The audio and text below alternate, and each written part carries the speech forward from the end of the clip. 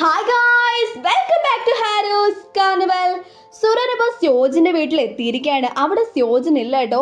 അവിടെ ഉണ്ടായിരുന്ന വേലക്കാരോട് സ്യോജൻ പറഞ്ഞ അനുസരിച്ചാണ് താൻ വന്നേന്നാണ് സൂര്യോൻ പറഞ്ഞത്. അങ്ങനെ ആരും കാണാതെ മിസ്റ്റർ ബേക്കിന്റെ മുറിയിലേക്ക് ഇവള് ചെല്ലാണ്. അവിടെ ഉണ്ടായിരുന്ന പെട്ടികളിലൊക്കെ ഇവള് പരിശോധിക്കുകയാണ്. പക്ഷേ കാര്യമായ ഒന്നും തന്നെ ഇവക്ക് അവിടെ നിന്ന് കിട്ടിയില്ല. ഈ ഒരു ടൈമിലാണ് സ്യോജൻ വീട്ടിലേക്ക് വരുന്ന ശബ്ദം കേട്ട സൂര്യോൻ ഹാളിലേക്ക് ചെല്ലാണ്. എൻഡോളിപ്പം പൂർണ്ണ ആരോഗ്യവതിയാണല്ലോ. അവളോട് പോലീസിന് സ്റ്റേറ്റ്മെന്റ് കൊടുക്കാനായിട്ട് സൂര്യോൻ ആവശ്യപ്പെടാണ്. യോൻഹെ നിരപരാധിയാണ് എന്നുള്ള കാര്യം എൻഡോളിന് വളരെ വ്യക്തമായി തന്നെ അറിയാലോ. പിങ്കല്ലേ അവളെ തട്ടിക്കൊണ്ടുപോയത്. ഈ ഒരു സത്യങ്ങളൊക്കെ പോലീസിനോട് പറയാൻ സൂര്യോൻ ആവശ്യപ്പെടുന്നുണ്ടെങ്കിലും സ്യോജൻ അത് നിരസിക്കുകയാണ്. എനിക്കറിയാം യോൻഹയുടെ മരണത്തില് നിനക്കും പങ്കുണ്ടെന്ന്.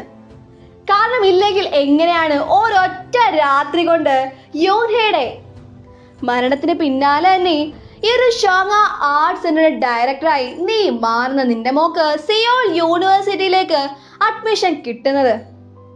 എന്തായാലും യോൻഹെ എനിക്ക് തിരിച്ച് ജീവിതത്തിലേക്ക് കൊണ്ടുവരാൻ സാധിക്കില്ല. പക്ഷേ അവളുടെ മരണത്തിന് പിന്നിലുള്ളവർ ആരൊക്കെ ആയാലും എന്തൊക്കെ നടന്നിട്ടുണ്ടെങ്കിലും അതെല്ലാം ഞാൻ ചൂഴ്ന്നെടുത്തിരിക്കും എന്ന് പറഞ്ഞുകൊണ്ട് സൂര്യോൻ ആ ഒരു വീട്ടിൽ നിന്ന് പോവാണ്. അപ്പൊ സ്യോജന് മനസ്സിലായി ഈ ഒരു കാര്യങ്ങൾ തന്നോട് പറയാൻ വേണ്ടി മാത്രമല്ല സൂര്യോൻ ഇങ്ങോട്ടേക്ക് വന്നത്. അതെ, മിസ്റ്റർ ബേക്കിന്റെ മുറി അവള് പരിശോധിച്ചിട്ടുണ്ട്. കാര്യമായോ എന്തിനോ വേണ്ടി ഇവൾ തേടുകയാണ്. ഇവിടെ നമ്മുടെ ഡാൻറ്റയും അതുപോലെ ഡോങ്പിലും ഇങ്ങനെ സംസാരിച്ചിരിക്കുകയാണ്. അപ്പൊ മിസ്റ്റർ ബേക്കിനെ കൊല്ലാനായിട്ട് ഡോങ്പിലിനോട് ഇവൻ ആവശ്യപ്പെട്ടായിരുന്നല്ലോ. ഇവരുടെ കയ്യിൽ രക്തക്കറ പറ്റിക്കാതെ തന്നെ മിസ്റ്റർ ബേക്കിനെ ഇല്ലാതാക്കാനായിട്ടുള്ള ഒരു പ്ലാൻ ഇവന്റെ കയ്യിലുണ്ട്. മിസ്റ്റർ ബേക്ക് ഒരു ചൂതുകളി ഭ്രാന്തനാണ്. വളരെ ചെറുപ്പം തൊട്ട് തന്നെ ഇവൻ ഒരുപാട് പണം, ഇവന്റെ അച്ഛനമ്മമാരുടെ പണം ഈ ഒരു ചൂത് കളിച്ച് കളഞ്ഞിട്ടുണ്ട്. ഇപ്പം അവന്റെ ആ ഒരു ഭ്രമം കൂടിയിട്ടേ ഉള്ളൂ. അവന്റെ കയ്യിലെ പൈസ തീർന്നാ അവനാകെ ഭ്രാന്തരാവും. അതെ, ഈ ഒരു അവസരം നമുക്ക് മുതലെടുക്കാം. അതെ, നമ്മുടെ മിസ്റ്റർ ബേക്ക് ഇപ്പൊ ഒരിടത്ത് ഇങ്ങനെ കളിച്ചുകൊണ്ടേ ഇരിക്കുകയാണ്. പക്ഷേ ആ ഒരു ഗെയിമില് ഇവൻ തോക്കാണ്. ഇവന്റെ കയ്യിൽ നിന്ന് ഒരുപാട് പൈസ നഷ്ടപ്പെട്ടാണ്. അവൻ വീണ്ടും വീണ്ടും പൈസ എടുക്കുന്നു, കളിക്കുന്നു, നഷ്ടപ്പെടുന്നു. ഇപ്പൊ ഇവന്റെ കയ്യിൽ പൈസയില്ല. അവൻ ആരും ഒരാളെ വിളിക്കുന്നത് വേഗം തന്നെ എൻ്റെ അക്കൗണ്ടിലേക്ക് പൈസ ഇട്, നിങ്ങൾ എനിക്ക് വാക്ക് തന്നെയല്ലേ ഈ ഒരു കൊറിയയിലേക്ക് ഞാൻ നിങ്ങൾക്ക് വേണ്ടിയല്ലേ വന്നത് എന്നൊക്കെ ഇവൻ പറയുന്നുണ്ട്. നമ്മുടെ എൻബിയോള് കണ്ണു തുറക്കുന്ന ടൈമില് അവളുടെ മുമ്പിൽ രോന ഇരിപ്പോണ്ട് കേട്ടോ. അപ്പൊ രോന ചോദിക്കുന്നുണ്ട്, നീ ഓക്കെ അല്ലേ? നീ എൻ്റെ കൂടെ പോലീസിനടുത്തേക്ക് വരാവോ? സത്യങ്ങളെല്ലാം നിനക്ക് അറിയാലോ. ആ ഒരു പെങ്കിൽ നിന്ന് നിന്നെ ഞാനല്ലേ രക്ഷിച്ച് എൻ്റെ വീട്ടിലേക്ക് കൊണ്ടുപോയത്. നിന്നെ രക്ഷിക്കാൻ വേണ്ടിയല്ലേ എൻ്റെ അമ്മ പെങ്കിനെ ഫോളോ ചെയ്ത് വന്നത്. ഈ ഒരു കാര്യങ്ങളൊക്കെ നീ പോലീസിനോട് പറയാവോ എന്ന് രോന ചോദിക്കുമ്പം എൻബിയോള് ആകെ ദേഷ്യപ്പെട്ട് ഇവളോട് സംസാരിക്കുകയാണ്. നീ എന്തൊക്കെയാ പറയുന്നേ? നീ എന്നെ സഹായിച്ചെന്നോ? ഞാൻ ന്യൂസ് കണ്ടായിരുന്നു കേട്ടോ. അന്ന് ആ ഒരു ദിവസം രാത്രി നിന്റെ അമ്മ എന്നെ തട്ടിക്കൊണ്ടുപോയി കൊല്ലാൻ ശ്രമിച്ചല്ലേ.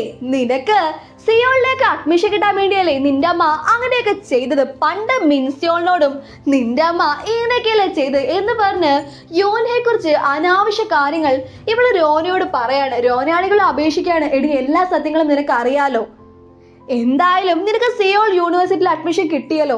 ഈ ഒരു സത്യങ്ങള് നീ പോലീസിനോട് തുറന്നു പറഞ്ഞുകൊണ്ട് ഒരാപത്തും നിനക്ക് വരില്ല. പ്ലീസ് എൻ്റെ അമ്മയുടെ നിരപരാധി തെളിയിക്കാൻ ഈ ഒരു അവസരം മാത്രമേ എനിക്കുള്ളൂ എന്നൊക്കെ രോന പറയുന്നുണ്ടെങ്കിലും എൻ്റെയോള് ഇവളോട് ദേഷ്യപ്പെടാണ്. ഇവളുടെ മുടി കയറി പിടിക്കാണ്. അങ്ങനെ അവർ തമ്മിൽ നല്ല രീതിയിൽ വഴക്കുണ്ടാവാണ്. ഈ ഒരു ടൈമിലാണ് പിങ്ക് അങ്ങോട്ടേക്ക് വരുന്നത്. അവളാണെങ്കിൽ രോനയെ പിടിച്ച് തെള്ളിയിടുന്നുണ്ട്, രോനയോട് ദേഷ്യപ്പെടുന്നുണ്ട്. രോന പറയുന്നു, ഞാൻ ശരിക്കും ഒരു മണ്ടിയാണ്, നിന്നെ പോലൊരു ദുഷ്ടയെ അത് ഞാൻ രക്ഷിച്ചില്ലേ. നിനക്ക് വേണ്ടിയാണ് എൻ്റെ അമ്മ മരണപ്പെട്ടത്.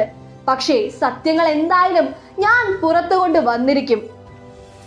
ഇനി ഞാൻ ചെയ്യാൻ പോകുന്ന എല്ലാ കാര്യങ്ങൾക്കും ഉത്തരവാദി നീ തന്നെ ആയിരിക്കും എന്ന് പറഞ്ഞ ആകെ ദേഷ്യത്തോടെ രോന അവിടെ നിന്ന് പോവാണ്. പിങ്കാണെങ്കിൽ എൻബിയോളിനെ ആശ്വസിപ്പിക്കുകയാണ്. മോളെ, ശരിക്കും നിനക്ക് അന്ന് രാത്രി നടന്ന ഒന്നും ഓർമ്മയില്ലേ? ന്യൂസിലൂടെയാണോ യൂൻഹയാണ് നിന്നെ തട്ടിക്കൊണ്ടുപോയെന്നൊക്കെ നീ മനസ്സിലാക്കിയത്? അപ്പം അന്ന് ആ രാത്രി നടന്ന കാര്യങ്ങളോ ഈ ഒരു കുറച്ച് നാൾ നടന്ന കാര്യങ്ങളോ ഒന്നും നമ്മുടെ എൻബിയോളിന് ഓർമ്മയില്ല കേട്ടോ. ഇതെല്ലാം കേട്ട് ആകെ സന്തോഷത്തോടെ പിങ്ക് അവിടെ നിൽക്കാണ്. അതെ, പിങ്കാണ് ഇവളുടെ ഓർമ്മകൾ ഇല്ലാതാക്കിയത്. എൻബിയോൾ ബോധം കെട്ടിടന്ന ഇവളാണ് ഹോസ്പിറ്റലിൽ വന്ന് ഒരു മരുന്ന് എൻബിയോളിന്റെ ദേഹത്തേക്ക് ഇൻജെക്ട് ചെയ്തത്. അതെ, പിങ്കാണ് ഇതിന് പിന്നിലെന്ന് ഇനി എൻബിയോൾ വഴി ആരും അറിയത്തില്ലല്ലോ. മിസ്റ്റർ ബേക്ക് പറഞ്ഞനുസരിച്ച് ആ ഒരു വ്യക്തി പണവുമായിട്ട് അവിടെ എത്തിയിട്ടുണ്ട് കേട്ടോ. അപ്പൊ മിസ്റ്റർ ബേക്ക് ഇങ്ങോട്ട് ചെല്ലുകയാണ്. അത് ഒരു സ്ത്രീ ആയിരുന്നു. ചോദിക്കുന്നുണ്ട്, നിങ്ങളത് ഇത്രയും വൈകിയത്? അതെ, ആ ഒരു സ്ത്രീ മറ്റാരുമായിരുന്നില്ല, നമ്മുടെ സ്യോജനായിരുന്നു. അവൾ ചോദിക്കുന്നു, എന്നോട് പറഞ്ഞിട്ടുള്ളതല്ലേ ഒരിക്കൽ പോലും എന്റെ ഫോണിലേക്ക് വിളിക്കരുതെന്ന്. എന്തെങ്കിലും ആവശ്യം ഉണ്ടെങ്കിൽ ഞാൻ നിന്നെ വിളിച്ചോളാം. മിസ്റ്റർ ബേക്ക് പറയുന്നു, നീ എനിക്ക് വാക്ക് തന്നെയല്ലേ, നിന്റെ കൂടെ ഞാൻ നിൽക്കുവാണെങ്കിൽ എത്ര വേണമെങ്കിലും പൈസ എനിക്ക് ഈ ഒരു ചൂതുകളി കളിക്കാനായി നീ തരുമെന്ന്. അതിനു വേണ്ടിയല്ലേ ആ ഒരു ലോകനെ ചതിച്ച് ഞാൻ ഈ കൊറിയയിലേക്ക് വന്നത്. ആ ലോകൻ അവന്റെ ആളാണെന്ന് കരുതിയല്ലേ എന്നെ കൊറിയയിലേക്ക് കൊണ്ടുവന്നത്. അതെ, ഈ ഒരു മിസ്റ്റർ ബേക്ക് സ്യോജൻ നിയമിച്ച ആളാ കേട്ടോ. ഈ ഒരു ടൈമില് മിസ്റ്റർ ബേക്കിന്റെ ഫോണിലേക്ക് കോൾ വരാണ്. വിളിച്ചത് മറ്റാരുമല്ല, സുരനായിരുന്നു. വേഗം തന്നെ പോലീസ് സ്റ്റേഷനിലേക്ക് ചെല്ലാനായിട്ട് ഇവള് പറയാണ്. ലോകന്റെ കേസില് ഇവന്റെ സ്റ്റേറ്റ്മെന്റ് പോലീസുകാർക്ക് ആവശ്യമാണ്. അപ്പൊ ഇവൻ ചോദിക്കുന്നുണ്ട്, ആ ഒരു കേസൊക്കെ ഓൾറെഡി ക്ലോസ് ആയതല്ലേ, പുതിയൊരു തെളിവ് ലോകന്റെ ആക്സിഡന്റ് നടന്ന സ്ഥലത്ത് നിന്ന് കിട്ടിയിട്ടുണ്ട്. ഒരു ബാഗ് ഉണ്ടായിരുന്ന തെളിവുകള്. ഫോൺ കട്ട് ചെയ്ത ഉടനെ തന്നെ സ്യോജനോട് ഇവൻ ദേഷ്യപ്പെടാണ്. അന്ന് നീ എനിക്ക് തന്ന ബാഗില് വേറെ എന്തെങ്കിലും ഉണ്ടായിരുന്നോ? എന്നെ കൊടുക്കാൻ വേണ്ടി നീ എന്തെങ്കിലും അവിടെ വെച്ചിട്ടുണ്ടായിരുന്നോ? ആ ഒരു കൊലപാതകത്തെ ഞാൻ കൊടുങ്ങാണെങ്കിൽ ഉറപ്പായും നിന്നെയും ഞാൻ കൊടുക്കും എന്ന് മിസ്റ്റർ ബേക്ക് സ്യോജനോട് ദേഷ്യപ്പെടാണ്. സ്യോജ ചോദിക്കുന്നു, നിനക്കെന്താ ഭ്രാന്തായോ? ഞാനൊന്നും തന്നെ അവിടെ വെച്ചിട്ടില്ല. പക്ഷെ നീ എന്തെങ്കിലും ഒരു കാര്യം അന്ന് ആ ഒരു ബാഗിൽ വെച്ചായിരുന്നോ? ഒരു കാര്യം ഞാൻ പറയാം, ഇന്ന് പോലീസിന് സ്റ്റേറ്റ്മെന്റ് കൊടുക്കുന്ന സമയം നീ വളരെയേറെ സൂക്ഷിക്കണം. നിന്റെ ഒരു വാക്ക് മാറിയാൽ മതി നമ്മൾ രണ്ടുപേരും കുടുങ്ങാനായിട്ട്. അങ്ങനെ സ്യോജൻ മിസ്റ്റർ ബേക്കിനെ ആ ഒരു പോലീസ് സ്റ്റേഷന് മുമ്പിൽ ഇറക്കാൻ കേട്ടോ. അപ്പൊ ഇവരെ വെയിറ്റ് ചെയ്ത് നമ്മുടെ സൂര്യോൻ ഉണ്ടായിരുന്നു. അപ്പൊ മിസ്റ്റർ ബേക്ക് അവിടെ ഇറങ്ങുന്നേ ഇവൻ കാണുന്നുണ്ട്. പക്ഷേ കൂടെ വന്ന വ്യക്തിയെ ഇവൾക്ക് കാണാൻ സാധിക്കുന്നില്ല. അങ്ങനെ തിരികെ സൂര്യോൻ ഇപ്പൊ പെൻ ഹൗസിൽ എത്തിയിരിക്കുകയാണ്. യോൻഹെ കൊടുത്ത ആ ഒരു പാവ കുട്ടികളെ അവൾ ഇങ്ങനെ നോക്കിയിരിക്കുക. അപ്പൊ യോൻഹെ അവളോട് പറഞ്ഞിട്ടുണ്ടായിരുന്നു, നായിക എന്ന വേഷത്തിൽ വന്നപ്പം ശരിക്കും ഇവൾ ഭയങ്കര കൂളായിരുന്നു, ഭയങ്കര സ്ട്രോങ് ആയിരുന്നു. സൂര്യോൻ എന്ന വ്യക്തി വളരെ പാവമാണ്. എന്നാൽ നായികയോ അങ്ങനെയല്ല, ആരെയും പേടിയില്ലാത്ത എന്തും ചെയ്യാൻ ധൈര്യമുള്ള ഒരു വ്യക്തിയാണ് നായികയോ. അങ്ങനെ ആ ഒരു നായികയോ എന്ന വേഷം നമ്മുടെ സൂര്യോൻ സ്വീകരിക്കുകയാണ്. നായികനെ പോലെ അവള് തന്റെ തോളില് ആ ഒരു ബട്ടർഫ്ലൈയുടെ ടാറ്റു ഒക്കെ എടുക്കുകയാണ്. അതിനുശേഷം അവൾ നേരെ പോകുന്നത് യോൻഹെ മരിച്ച ആ ഒരു സ്ഥലത്താണ്. അവൾ പറയുന്നു, യോൻഹെ, എനിക്ക് മനസ്സിലായി ആരെയാണ് ഞാൻ ഉറപ്പായും കൊന്നു കളയേണ്ടതെന്ന്. പക്ഷേ എനിക്ക് അതിന് സാധിക്കുമോ? നിന്റെ സഹായം എനിക്ക് വേണം യോൻഹെ എന്ന് ഇവൾ അലറി വിളിക്കുന്നുണ്ട്. 6 മാസങ്ങൾ കഴിഞ്ഞിരിക്കുന്നു. ഇവിടെ നമ്മുടെ രോനയുടെ വീട്ടിലാണ് മിസ്സിസ് ക്യാങ്ങും ജേനിയും രോനയും താമസിക്കുന്നത് കേട്ടോ. മിസ്സിസ് ക്യാങ് ഇവർക്ക് ഫുഡൊക്കെ ഉണ്ടാക്കി കൊടുക്കുകയാണ്. ഇവരെ സ്വന്തം മക്കളെ പോലാണ് കാണുന്നത്. നമ്മുടെ രോനയാണെങ്കിൽ ഒരുപാട് ഓഡീഷനിൽ പങ്കെടുക്കുന്നുണ്ട്. പക്ഷേ ആ ഒരു മത്സരത്തിൽ പങ്കെടുക്കാൻ പോലും അവിടെ ഉണ്ടായിരുന്ന കോമ്പറ്റീറ്റേഴ്സ് ഇവളെ സമ്മതിക്കുന്നില്ല. ഇവളുടെ അമ്മ ഒരു കൊലപാതകയാണല്ലോ, അതെല്ലാം പറഞ്ഞ മീഡിയയും അതുപോലെ മറ്റുള്ള ജനങ്ങളും എല്ലാം ഇവളെ വേട്ടയാടിക്കൊണ്ടിരിക്കുകയാണ്. ഇവക്ക് ഫുൾ സപ്പോർട്ടായിട്ട് നമ്മുടെ മിസ്സിസ് ക്യാങ് ഉണ്ട്. ഡോങ്പില് ഇപ്പൊ ഒറ്റയ്ക്കാണ് ആ ഒരു വീട്ടിൽ താമസിക്കുന്നത്.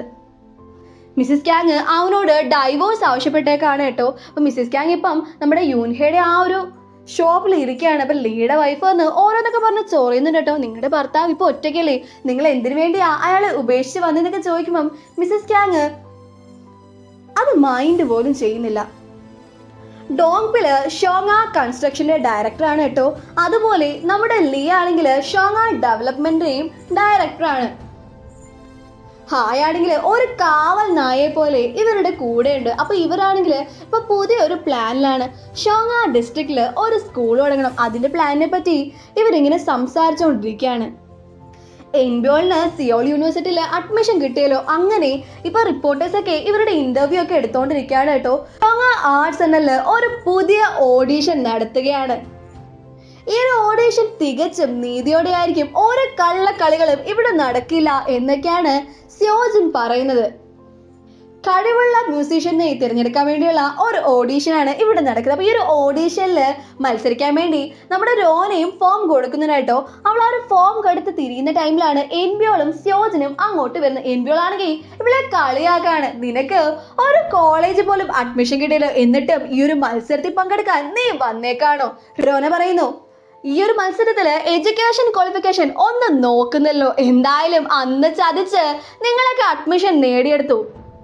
ഈ ഒരു ഓഡീഷനിലൂടെ നമുക്ക് തെളിയിക്കാം ആരാണ് ശരിക്കും അതിന് അർഹ എന്നത്. ഇതും പറഞ്ഞ് റോന അവിടുന്ന് പോവാണ്. സ്യോജന എൻബിയോളും ഈ ഒരു മത്സരത്തിൽ പങ്കെടുക്കാൻ വേണ്ടി ഫോം ഫില്ല് ചെയ്ത് കൊടുക്കാൻ വന്നതാണ് കേട്ടോ. സ്യോജനാണെങ്കിൽ റോനയുടെ ആ ഒരു ഫോം വലിച്ചു കീറി കളയാണ്. നമ്മുടെ ഡാൻറ്റയും ലീം ഹായും ഡോങ്പിലും ഒക്കെ മിനിസ്റ്ററുമായിട്ട് ഒരു മീറ്റിംഗിലാണ്. ബാറിൽ ഇവരെല്ലാം ഒരുമിച്ചിരുന്ന് കുടിക്കാനേട്ടോ. ആ ഒരു സ്കൂളിന്റെ നിർമ്മാണത്തിന് വേണ്ടി ഇയാൾക്ക് ശരിക്കും രീതിയിൽ ഡാൻറ്റയൊക്കെ കൈക്കൂലി കൊടുക്കുന്നുണ്ട്. അങ്ങനെ അവർ കുടിച്ച് ആഘോഷിച്ചിരിക്കുന്ന ആ ഒരു ടൈമിലാണ് ഹായുടെ ഫോണിലേക്ക് ഒരു കോൾ വരുന്നത്. വിളിച്ചത് മറ്റാരും അല്ല, ആ ഒരു മിസ്റ്റീരിയസ് ആയിട്ടുള്ള വ്യക്തിയാണ്. എത്രയും പെട്ടെന്ന് ആ ഒരു സ്ഥലത്തേക്ക് ചെല്ലാനായിട്ട് ഇയാള് ഇവനോട് ആവശ്യപ്പെടാണ്. അങ്ങനെ അവൻ ആ ഒരു മുറിയിൽ നിന്ന് ഇറങ്ങുന്ന ആ ഒരു സമയമാണ് നമ്മുടെ സുറിയോനെ ഇവൻ കാണുന്നത്. സുറിയോൻ ഇപ്പം നായകന്റെ വേഷത്തിലാണ്. അവൾ മറ്റൊരു മുറിയിലേക്ക് ചെല്ലാണ്. അവിടെ അവളെ കാത്ത് ഒരു സ്ത്രീ ഇരിപ്പുണ്ടായിരുന്നു. ഹായ് ഇപ്പം ആ ഒരു മിസ്റ്റീരിയസ് വ്യക്തി പറഞ്ഞ സ്ഥലത്തേക്ക് എത്തിയിരിക്കുകയാണ്. അവിടെ ഒരു പേഷ്യൻ്റ് ഉണ്ട് കേട്ടോ. അവൻ അയാളെ ഇങ്ങനെ ശുശ്രൂഷിച്ചുകൊണ്ടിരിക്കുകയാണ്. അപ്പൊ ആ ഒരു മിസ്റ്റീരിയസ് ആയിട്ടുള്ള വ്യക്തി ചോദിക്കുന്നുണ്ട്, ഇവന്റെ ജീവൻ തിരിച്ചു കിട്ടുമോ, ഇവൻ രക്ഷപ്പെടുമോ എന്നൊക്കെ ചോദിക്കുമ്പോൾ ഹായ് പറയുന്നുണ്ട്, ചാൻസസ് തീരെ കുറവാണ്. കാരണം അത്രയധികം പൊള്ളലുകളാണ് ഇവന്റെ ഒരു ശരീരത്തുള്ളത്. കഴിഞ്ഞ 6 മാസമായിട്ട് ഈ ഒരു വ്യക്തിയെ ശുശ്രൂഷിച്ചുകൊണ്ടിരിക്കുകയാണ് കേട്ടോ. ചോദിക്കുന്നുണ്ട്, ഈ ഒരു വ്യക്തി നിങ്ങളുടെ ആരാണ്, ശരിക്കും നിങ്ങൾ ആരാണ്, ഈ ഒരു 6 മാസവും നിങ്ങൾ ആരാണെന്ന സത്യം നിങ്ങൾ പറഞ്ഞിട്ടില്ലല്ലോ. അപ്പം ആ ഒരു മിസ്റ്റീരിയസ് ആയിട്ടുള്ള വ്യക്തിയെ നമ്മളെ കാണിക്കുകയാണ്. അയാൾ മറഞ്ഞു നിന്ന് ഹായെ നിരീക്ഷിക്കുകയാണ്. അത് മറ്റാരുമല്ല, നമ്മുടെ സ്യോജനായിരുന്നു. ഇപ്പൊ നമ്മളെ പാസ്റ്റ് കാണിക്കുകയാണ്. 7 മാസങ്ങൾക്ക് മുമ്പ് ലോഗനും അതുപോലെ മിസ്റ്റർ ബേക്കും കൊറിയയിലേക്ക് വന്ന ആ ഒരു ദിവസം ലോഗൻ കാണാതെ മിസ്റ്റർ ബേക്ക് സ്യോജന്റെ സെക്രട്ടറിയെ കാണാനായിട്ട് ചെന്നിരിക്കുകയാണ് കേട്ടോ. അപ്പൊ സെക്രട്ടറി ഒരു പെട്ടി ഇവരെ ഏൽപ്പിക്കുകയാണ്. ആ ഒരു പെട്ടി ഇവൻ തുറന്നു നോക്കുന്ന സമയം ഇതിനകം ഞെട്ടിപ്പോവാണ്. കാരണം അതിലുണ്ടായിരുന്നെന്ന് പറഞ്ഞാൽ കത്തിക്കറിഞ്ഞ ഒരാളുടെ എല്ലാം കഷ്ണങ്ങളായിരുന്നു കേട്ടോ. അല്ല, ഈ ഒരു പെട്ടി ലോഗന്റെ ആ ഒരു കാറിൽ നീ വെക്കണം. ഡാൻറ്റെ പുറത്തിറങ്ങിക്കഴിഞ്ഞു. ഉറപ്പായും ഇന്ന് അവൻ ലോഗനെ കൊല്ലാൻ പ്ലാൻ ചെയ്തേക്കാണ്. ഒരു ബോംബ് സ്ഫോടനത്തിലൂടെ ആയിരിക്കും ലോഗനെ അവൻ കൊല്ലുന്നത്. പറയുന്ന പോലെയൊക്കെ എല്ലാം ചെയ്യുകയാണെങ്കിൽ നിനക്കുള്ള പണം ഉറപ്പായും നിനക്ക് ലഭിക്കും. അങ്ങനെ ലോഗനും മിസ്റ്റർ ബേക്കും സുറിയോനെ കാണാനായിട്ട് അങ്ങോട്ടേക്ക് ചെല്ലാണ്. പതിയെ മിസ്റ്റർ ബേക്ക് ആ ഒരു ബാഗ് അവിടെ വെച്ചിട്ട് ആ ഒരു വണ്ടിയിൽ നിന്ന് ഇറങ്ങി പോവാണ്. ഇതേ സമയം ഒരു വൃദ്ധനായ വ്യക്തി ഒരു ട്രോളിയൊക്കെ ഉരുട്ടിക്കൊണ്ട് ഈ ഒരു കാറിനടുത്ത് വരാണ്. ട്രോളി അവിടെ വെച്ച് അയാൾ പോവാണ്. ലോഗൻ സുറിയോനടുത്തേക്ക് ഇങ്ങനെ നടന്നു പോകുന്ന ആ ഒരു ടൈമില് ആ ഒരു ബോംബ് പൊട്ടിത്തെറിച്ച് അവന് പരിക്കേൽക്കുകയാണ്. അതെ, ആരും കാണാതെ സെക്രട്ടറിയും ആളുകളും ചേർന്ന് ലോഗന്റെ ആ ഒരു ബോഡി അവിടെ നിന്ന് മാറ്റിയിരുന്നു. അതെ, ആ ഒരു ലോഗനെയാണ് ഇപ്പം ഹായ് ഇവിടെ ശുശ്രൂഷിച്ചുകൊണ്ടിരിക്കുന്നത്. ലോഗൻ മരിച്ചെന്നാണല്ലോ പുറം ലോകം വിശ്വസിച്ചിരിക്കുന്നത്. പക്ഷേ സീക്രട്ട് ആയിട്ട് ലോഗൻ ഇപ്പോഴും ഇവിടെ തന്നെ ഉണ്ട്. സ്യോജനാണെങ്കിൽ വോയിസ് ചേഞ്ചർ ഉപയോഗിച്ചാണ് സംസാരിച്ചുകൊണ്ടിരിക്കുന്നത്. നിങ്ങൾ പറയുന്നുണ്ട്, ഇവനെ എനിക്ക് പൂർണ്ണ ആരോഗ്യവാനായിട്ടൊന്നും കിട്ടണ്ട, പക്ഷേ ഇവന്റെ ജീവൻ അതെനിക്ക് വേണം. ഇവനെ ജീവനോടെ നീ എനിക്ക് തിരിച്ചു നൽകിയേ പറ്റത്തുള്ളൂ. അതെ, ഇതിനെല്ലാം പിന്നില് സ്യോജനായിരുന്നു. ഡാൻറ്റെ അവന്റെ പ്ലാൻ എല്ലാം നിർവഹിക്കുമ്പോഴും അതിന്റെ പിന്നില് സ്യോജൻ ഒരു വലിയ മാസ്റ്റർ പ്ലാൻ തന്നെ ഒരുക്കി വെച്ചിട്ടായിരുന്നു. അപ്പൊ ഗൈസ്, നമുക്ക് അടുത്ത പാർട്ടി കാണാം. Stay tuned.